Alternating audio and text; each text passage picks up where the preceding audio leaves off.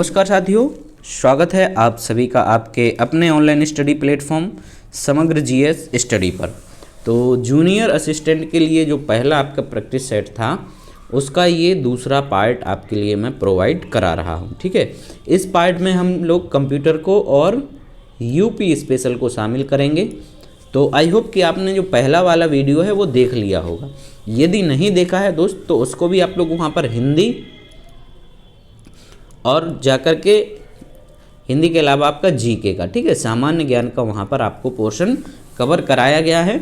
मैं आपको इसकी एक प्लेलिस्ट बनाकर डाल दूँगा, तो आपके लिए डायरेक्ट उस प्लेलिस्ट को खोलकर जो यूपी ट्रिपल एससी द्वारा आयोजित आपकी परीक्षा है कनिष्ठ सहायक या जिसको जूनियर असिस्टेंट कहते हैं हम लोग, तो सारा मटेरियल आपको वहीं पर प्रोवाइड कराता रहूँगा और रोज़ आपको वीडियो उसी प्लेलिस्ट में मिलेंगे, है ना।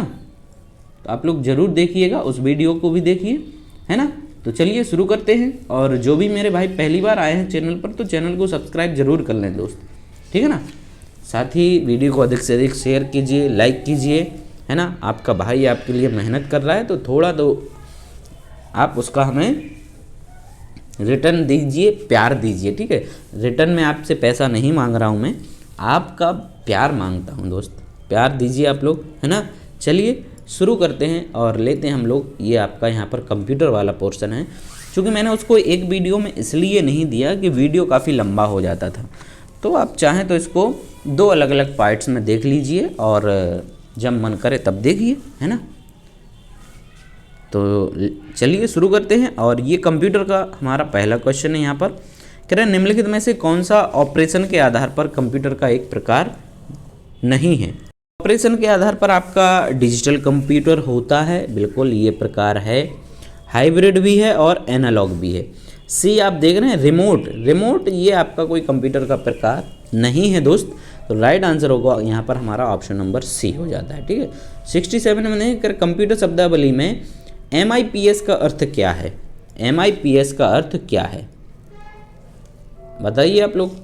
MIPS का अर्थ क्या होता है, ठीक है। तो कंप्यूटर में होता है MIPS का अर्थ मिलियन इंस्ट्रक्शन पर सेकेंड, मिलियन इंस्ट्रक्शन पर सेकेंड। राइट आंसर हो गया मेरे भाई ऑप्शन नंबर बी। चलिए सर अगला क्वेश्चन देखेंगे। कह रहे कि ई गवर्नेंस क्या है। ई गवर्नेंस क्या है बताइए। ई गवर्नेंस, तो ई गवर्नेंस का मतलब होता है प्रौद्योगिकी यानी टेक्नोलॉजी के द्वारा संचालित आपका शासन ई गवर्नेंस कहलाता है ना। टेक्नोलॉजी के द्वारा संचालित या प्रौद्योगिकी के द्वारा संचालित शासन को हम लोग ई गवर्नेंस कहेंगे मेरे भाई। राइट आंसर हो जाएगा option number C 69। MS excel में पूरी पंक्ति का चयन करने के लिए कौन सी शॉर्टकट की का प्रयोग हम लोग करेंगे। MS एक्सेल में पूरी पंक्ति का आपको चयन करना है, मतलब पूरी जो रो है उसका चयन करने के लिए आप कौन सी शॉर्टकट की का प्रयोग करेंगे। तो पूरी पंक्ति का चयन करने के लिए हम लोग करते हैं शिफ्ट और उसके साथ में स्पेस दबाएंगे तो हमारी पूरी पंक्ति का सिलेक्शन हो जाएगा। राइट आंसर होगा ऑप्शन नंबर बी। 70वां क्वेश्चन, निम्नलिखित में से कौन सा कंप्यूटर एनालॉग आउटपुट को डिजिटल फॉर्म में परिवर्तित करने से मुख्यतः संबद्ध है। एनालॉग आउटपुट को आपका डिजिटल फॉर्म में कन्वर्ट करेगा, ये कौन सा कंप्यूटर करेगा, तो ये करता है आपका हाइब्रिड कंप्यूटर। राइट आंसर होगा मेरे भाई ऑप्शन नंबर सी। चलिए सर अगला देखते हैं। कह रहे भारत का सबसे शक्तिशाली सुपर कंप्यूटर प्रत्यूष IITM भारतीय उष्ण कटिबंधीय मौसम विज्ञान संस्थान में स्थापित किया गया है। तो कहाँ पर किया गया है ये सबसे पावरफुल सबसे शक्तिशाली आपका सुपर कंप्यूटर जिसका नाम है क्या, प्रत्यूष नाम है। तो यहाँ ये कहाँ पर स्थापित किया गया है, तो इसको स्थापित किया गया है आपका पुणे में। राइट आंसर हो जाएगा दोस्त ऑप्शन नंबर डी। 72 देख लीजिए। निम्नलिखित में से कौन डिजिटल इंडिया प्रोग्राम का मुख्य महत्वपूर्ण क्षेत्र नहीं है। डिजिटल इंडिया प्रोग्राम का मुख्य या महत्वपूर्ण क्षेत्र आपका कौन सा नहीं है। डिजिटल जागरूकता पर डॉक्यूमेंट्रीज का निर्माण करना, मांग पर शासन व सेवाएं उपलब्ध कराना, नागरिकों का डिजिटल सशक्तिकरण, प्रत्येक नागरिक को उपयोगिता सुविधा के रूप में डिजिटल बुनियादी ढांचा उपलब्ध कराना, ठीक है। तो डिजिटल जागरूकता पर डॉक्यूमेंट्रीज का निर्माण करना आपका ये इस प्रोग्राम के अंतर्गत नहीं आता है, ये मतलब महत्वपूर्ण क्षेत्र नहीं है। राइट आंसर हो गया यहाँ पर आपका ऑप्शन नंबर ए 73। निम्नलिखित में से उस क्षेत्र का नाम बताएं जो कि कंप्यूटर को टेलीफोन लाइन से जोड़ती है। ठीक है, कंप्यूटर को टेलीफोन लाइन से आपका कौन जोड़ेगा? स्कैनर, मॉडेम, सीडी रोम या प्रिंटर? तो ये आपका जोड़ता है क्या? राइट आंसर होगा हमारा यहाँ पर ऑप्शन नंबर बी मॉडेम। ठीक है ना। चलिए सर अगला देखते हैं। नेक्स्ट क्वेश्चन है हमारा, कह रहे हैं कि ऑप्टिकल फाइबर के काम करने के पीछे निम्नलिखित में से कौन सा वैज्ञानिक सिद्धांत उपयुक्त है? ठीक है, ऑप्टिकल फाइबर का काम करने के पीछे कौन सा सिद्धांत है? ऑप्शन नंबर ए कह रहे हैं प्रकाश का कुल आंतरिक प्रतिबिंब, प्रकाश का कुल बाहरी प्रतिबिंब, प्रकाश का कुल आंतरिक अपवर्तन और प्रकाश का कुल बाह्य अपवर्तन। ठीक है, तो प्रकाश का टोटल इंटरनल आपका रिफ्लेक्शन है ना। राइट आंसर हो जाएगा प्रकाश का कुल आंतरिक प्रतिबिंब। राइट आंसर होगा यहाँ पर आपका ऑप्शन नंबर ए होगा। ठीक है ना। चलिए आगे बढ़ते हैं। इनमें से कौन सी इकाई कंप्यूटर में डाटा स्टोरेज या संचयन की सबसे छोटी इकाई है? डाटा स्टोरेज की सबसे छोटी इकाई कौन सी है? तो गीगाबाइट, यानी ये तो आपका GB, 1 GB, 1 petabyte PB, 1 terabyte TB और 1 मेगाबाइट यानी एमबी। तो इनमें से आपकी है ये 1 मेगाबाइट। ऑप्शन नंबर डी यहाँ पर ये सबसे छोटी इकाई है। ठीक है, इन आपके ऑप्शंस में से वैसे आपकी एक केबी भी होगी और एक बाइट्स भी होगी, है ना। सबसे छोटी होगी बाइट्स। 76 विंडोज कीबोर्ड में चयनित बोर्ड के कमांड के प्रयोग के लिए किस कुंजी का प्रयोग किया जाता है? विंडोज कीबोर्ड में चयनित बोर्ड के लिए, चयनित बोर्ड क्या होगा भाई? चयनित नहीं होगा, चयनित होगा। ठीक है, चयनित बोर्ड के कमांड के प्रयोग के लिए किस कुंजी का प्रयोग किया जाता है? चयनित बोर्ड के कमांड के प्रयोग के लिए किस कुंजी का प्रयोग किया जाता है? तो ये किया जाता है आपका एंटर का। किसका? एंटर का किया जाता है। राइट आंसर हो गया ऑप्शन नंबर बी। 77 निम्नलिखित में से कौन सा एक प्रोग्रामिंग सॉफ्टवेयर है? डिस्क क्लीनअप, विंडोज डिस्क डीफ्रैगमेंटर करके होता है आपका, और डी है आपका विजुअल बेसिक, है ना। तो कौन सा एक प्रोग्रामिंग सॉफ्टवेयर है? प्रोग्रामिंग सॉफ्टवेयर है आपका ये विजुअल बेसिक जो है। ऑप्शन नंबर डी हमारा बिल्कुल यहाँ पर करेक्ट हो जाएगा, है ना। 78 एक प्रक्रिया संसाधनों का अनुरोध करती है, यदि उस समय संसाधन उपलब्ध नहीं है प्रक्रिया प्रतीक्षा की स्थिति में प्रवेश करती है। कभी कभी प्रतीक्षा प्रक्रिया कभी भी अवस्था को बदलने में सक्षम नहीं होती है, क्योंकि इसके द्वारा अनुरोधित संसाधनों को अन्य प्रतीक्षा प्रक्रियाओं द्वारा आयोजित किया जाता है। यह स्थिति आपकी क्या कहलाती है? कह रहे कि यह स्थिति आपकी क्या कहलाएगी? तो ये स्थिति कहलाती है डेडलॉक। राइट आंसर होगा ऑप्शन नंबर सी। 79 किस प्रकार का डिवाइस डिजिटल सिग्नल को किसी ऐसे रूप में रूपांतरित करता है जो उपयोगकर्ता के लिए सुगम होता है? किस प्रकार का डिवाइस, ठीक है, डिजिटल सिग्नल को किसी ऐसे रूप में रूपांतरित करता है जो उपयोगकर्ता के लिए सुगम होता है? Storage device, keyboard, input device या आउटपुट डिवाइस? बताइए कौन सा होना चाहिए? तो आपका उपयोगकर्ता के लिए सुगम होगा, ये आउटपुट डिवाइस करेगी। राइट आंसर हो गया ऑप्शन नंबर डी। 80वां जो कि आपका कंप्यूटर का लास्ट क्वेश्चन है, इसके बाद हमारा बहुत ही शानदार सेशन होने वाला है यूपी स्पेशल का, है ना।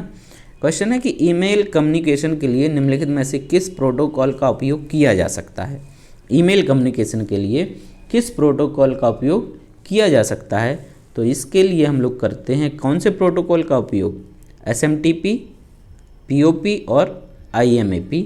राइट आंसर होगा हमारा ऑप्शन नंबर बी, ठीक है ना।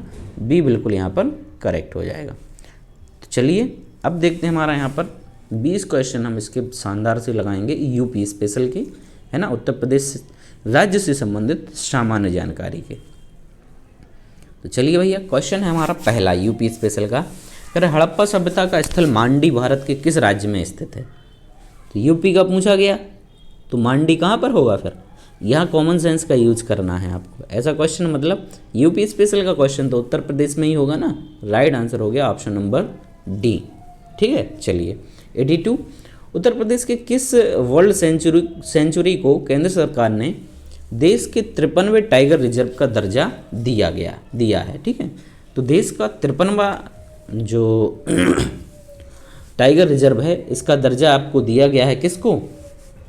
तो ये दिया गया है आपका रानीपुर वाइल्ड सेंचुरी को। ऑप्शन नंबर होगा मेरे भाई, ऑप्शन नंबर डी यहाँ पर बिल्कुल करेक्ट हो गया।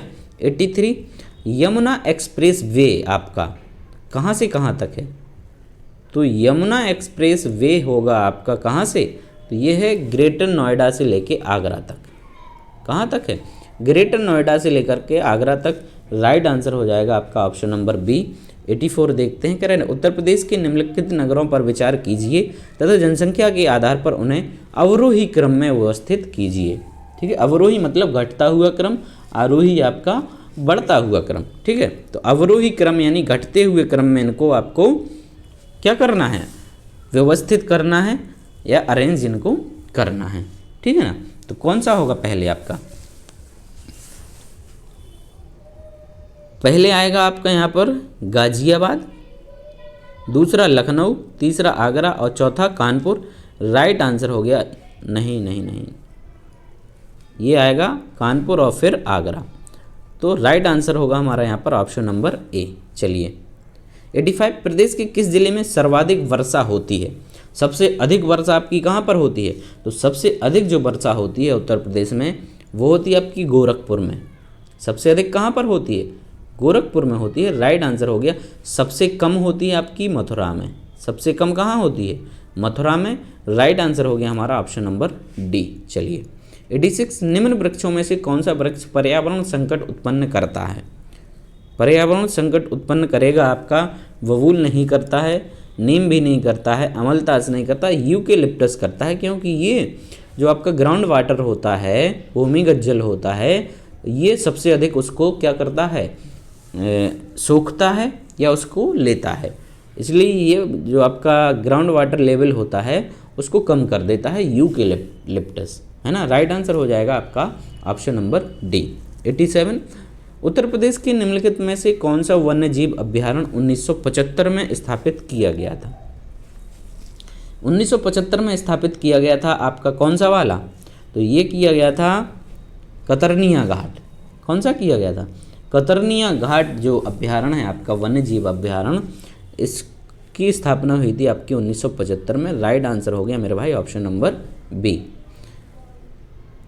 अगला क्वेश्चन है, उत्तर प्रदेश अग्रणी उत्पादक है किस किस चीज़ में अग्रणी उत्पादक है? तो हम लोग गेहूं में आगे हैं, गन्ना में भी हैं और आलू में भी हैं। राइट आंसर हो गया यहाँ पर ऑप्शन नंबर ए। चलिए भैया, उत्तर प्रदेश में आंवले का सर्वाधिक उत्पादन करने वाला जिला कौन सा है? तो सर्वाधिक जो आंवले का उत्पादन होता है उत्तर प्रदेश में वो होता है प्रतापगढ़ में। राइट आंसर हो जाएगा यहाँ पर ऑप्शन नंबर बी। ठीक है, चलिए 90वां क्वेश्चन है, मैचिंग करानी है यहाँ पर। कह रहे हैं कि दशावतार मंदिर आपका झांसी, एक्चुअल में जो ज़िला है दशावतार मंदिर का वो झांसी ज़िला नहीं है, ललितपुर है दोस्त। ठीक है, क्योंकि ललितपुर जनपद अलग है और झांसी अलग है। पहले ये एक हुआ करते थे, है ना। तो ये यहाँ पर इन्होंने गलत ऑप्शन दे दिया है। बाकी राइट आंसर होगा हमारा यहाँ पर कौन सा? दशावतार मंदिर है आपका झांसी में। ठीक है, तो पहले का होना चाहिए 4। पहले का क्या होगा? 4। पहले का 4 यानी बी वाले में, और किसी में है ही नहीं। राइट आंसर क्या होगा? ऑप्शन नंबर बी हो गया। चलिए 91 है, मोतीलाल नेहरू बाल संग्रहालय स्थित है आपका कहाँ पर स्थित है? तो भैया इसको अपन लोगों ने कई बार किया है, मोतीलाल नेहरू बाल संग्रहालय बहुत बार इसको किया है, रिपीटेड क्वेश्चन है ये कहाँ पर स्थित है? लखनऊ में स्थित है। राइट आंसर हो गया option number C. 92, National Payment Corporation के अनुसार डिजिटल लेन देन में कौन सा राज्य शीर्ष पर है? डिजिटल लेन देन में आपका कौन सा राज्य शीर्ष पर है? तो फिर वही वाली कॉमन सेंस वाली बात हो गई। यूपी स्पेशल पढ़ रहे तो यूपी वाला ही पूछेगा ना, इसमें किसी और के लिए थोड़ी पूछेगा। राइट आंसर हो जाएगा option number A, Uttar Pradesh. 93, Uttar Pradesh में हीरा किस जिले से निकाला जाता है? मध्य प्रदेश में तो आपका हीरा के लिए जो पन्ना है वो काफ़ी फेमस है ना, पन्ना। और उत्तर प्रदेश में आपका कौन सा जनपद है जहाँ पर हीरा निकाला जाता है? तो उत्तर प्रदेश के बांदा जनपद से हीरा निकाला जाता है। राइट आंसर होगा ऑप्शन नंबर ए। अब हमारे बांदा वाले भाई बहन जितने होंगे वो अच्छी तरीके से बता पाएंगे कि एक्चुअल में निकलता भी है कि नहीं निकलता है। तो बांदा वाले कमेंट करके ज़रूर बताएं, ठीक है ना। चलिए, उत्तर प्रदेश का निम्नलिखित में से कौन सा जिला क्षेत्रफल की दृष्टि से सबसे छोटा है? क्षेत्रफल की दृष्टि से सबसे छोटा जिला जो है उत्तर प्रदेश का कौन सा है? वो है मेरे भैया हापुड़ जिला। राइट आंसर क्या हो जाएगा? ऑप्शन नंबर डी, हापुड़ जिला, है ना। चलिए, 95, सबसे बड़ा जिला कौन सा है? कमेंट करके बताइए आप लोग। 95, उत्तर प्रदेश दिवस किस तिथि को मनाया जाता है? बनाया नहीं, मनाया जाता है भाई, ठीक है। उत्तर प्रदेश दिवस, तो उत्तर प्रदेश दिवस हम लोग प्रतिवर्ष मनाते हैं। कब मनाते हैं? 24 जनवरी को, है ना, 24 जनवरी को मनाते हैं। राइट आंसर होगा हमारा ऑप्शन नंबर सी। 96, उत्तर प्रदेश में विश्व भारती पुरस्कार प्रदान किया जाता है।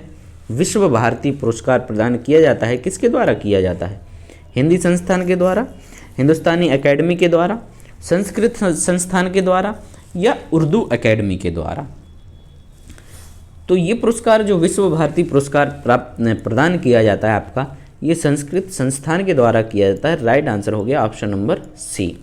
97, ग्राम पंचायत का सामान्य कार्यकाल क्या है? ग्राम पंचायत का सामान्य कार्यकाल क्या होता है? 5 वर्ष का होता है। राइट आंसर होगा हमारा ऑप्शन नंबर बी, ठीक है। एक ग्राम पंचायत हुआ आपका, विधानसभा का हुआ आपका, लोकसभा का हुआ, इन सभी के सदस्यों का जो कार्यकाल होता है वो सामान्य रूप से 5 साल का होता है, यदि कोई आपकी इमरजेंसी ना हो, है ना। जैसे अभी कोरोना टाइम में आपका जो मध्य प्रदेश में था, एमपी में, तो वहाँ पर कार्यकाल को थोड़ा एक्सटेंड कर दिया गया था। 98 है, उत्तर प्रदेश में वर्षा ऋतु का प्रारंभ होता है। वर्षा ऋतु का प्रारंभ उत्तर प्रदेश में कब से माना जाता है? तो वर्षा ऋतु का प्रारंभ हम लोग मानते हैं, लगभग मानते हैं कि अपने यहाँ 20 जून तक होता है ना, 20 जून तक मानसून आता है। तो ये जून का आपका चतुर्थ सप्ताह है। राइट आंसर हो जाएगा option number C. 99, Banaras Hindu विश्वविद्यालय VHU का शिलान्यास किसने किया था? VHU का शिलान्यास आपका किसके द्वारा किया गया था?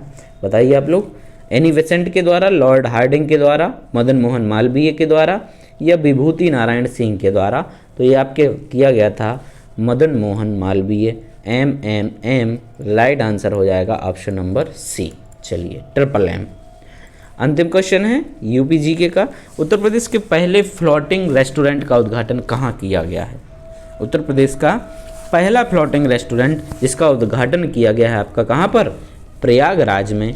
राइट आंसर होगा मेरे साथियों ऑप्शन नंबर सी, ठीक है। तो ये था आपके लिए आज का सेशन, बहुत ही शानदार रहा है। तो खूब जम के प्यार बरसाइए दोस्त, है ना। अधिक से अधिक शेयर कीजिए, वीडियो को पूरा देखा करें, है ना। चलिए, तो कल फिर मिलते हैं एक और नए प्रैक्टिस सेट में। तब तक के लिए आप सब लोग अपना ख्याल रखिए। धन्यवाद।